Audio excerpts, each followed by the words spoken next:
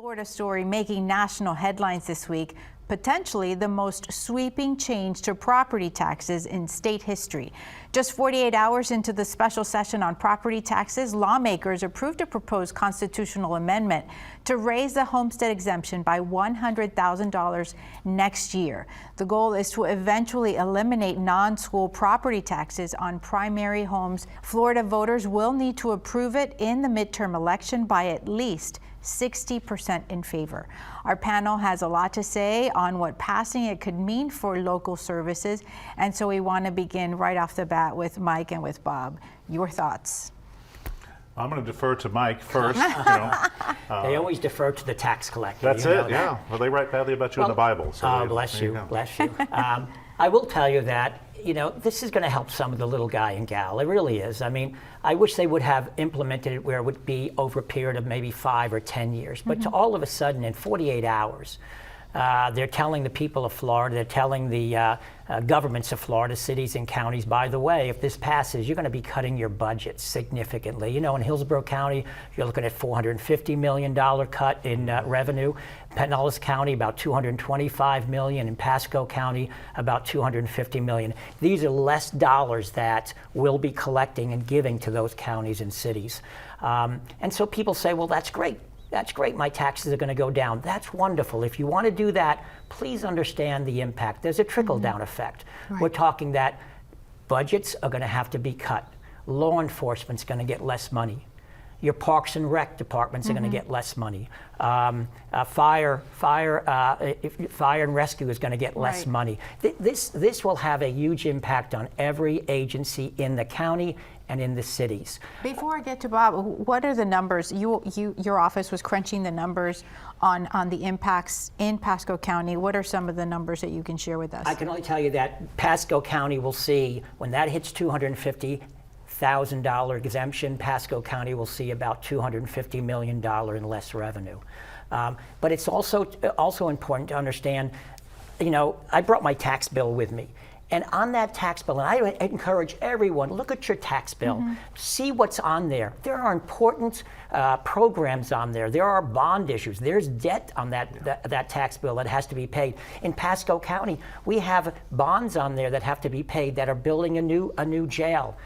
Parks and rec, fire stations, things that people voted for. This wasn't put on by the county commission. These were put on by the voters of Pasco. They still have to be paid. Funded, yeah. How in the world are they going to be paid? This debt's going to be paid if these taxes, the revenue is no longer there. Bob, what are some of the numbers that you all are looking at? Well, if this passes?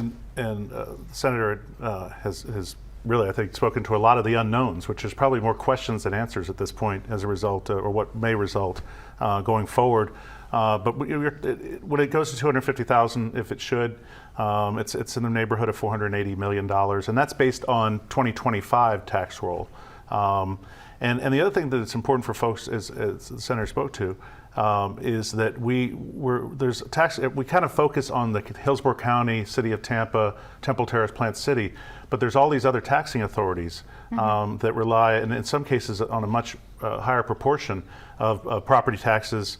In Hillsborough, we have a port authority, aviation authority, special authorities like that, children's board, so the water management districts, and all of those will be affected greatly as a result of this. And so this is really something that the voters hopefully will be able to will have to educate themselves on going forward. There's no question that we're all being squeezed by this affordability crisis, and I know that there was, from the political reality in Tallahassee, and we're very much aware of those things, was that they had to come home. They had to come home with something to be able to say that they did something to address affordability.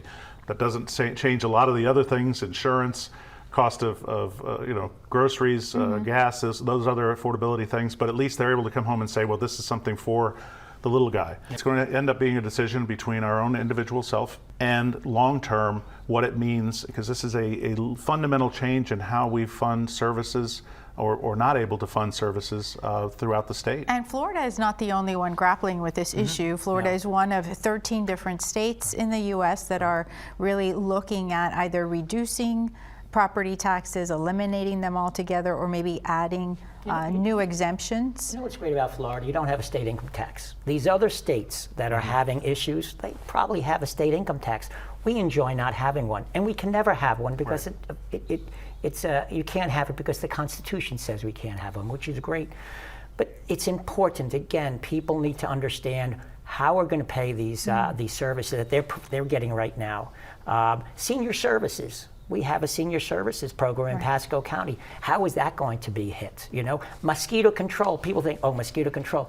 People love mosquito control in Pasco County. They're going to be hit hard, and it's. I would encourage everyone to look at their tax bill, see what's on there, and understand those services may either be reduced or done away with completely. Jacob, what are you hearing as you gather your news for this story? Well, you know, I think I've heard from a lot of people from both sides of the aisle raising concerns about what this does to representative government. You know, it changes how they can spend their money, what latitude they have to set tax rates.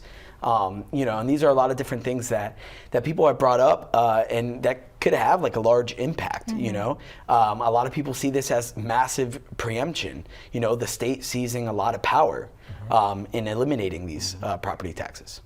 I'd like to bring Frederick into the conversation. Frederick, one of the things that folks have said is that they are very glad that school-related taxes will still be collected on the property tax amendment that's being proposed in Florida. How does this impact teachers in the long run?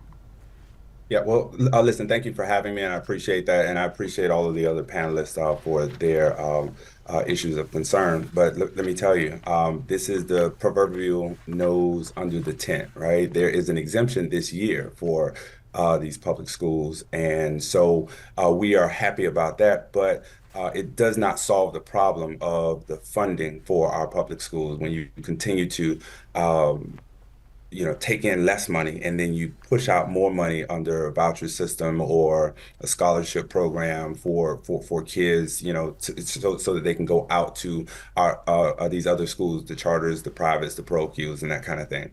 And so teachers need, you know, it costs money to educate our kids, and we know that $7.7 billion from these property taxes across the state go directly to our public schools, and so we continue to need that money. We're going to continue to advocate for it, but we also know that this is a government, and under this leadership has taken one bite and then they come back for another bite, and so we are 41st in per pupil spending, and we're 50th in average teacher pay, and so teachers need money to educate our kids, and we need money to deal with the infrastructure of our aging buildings.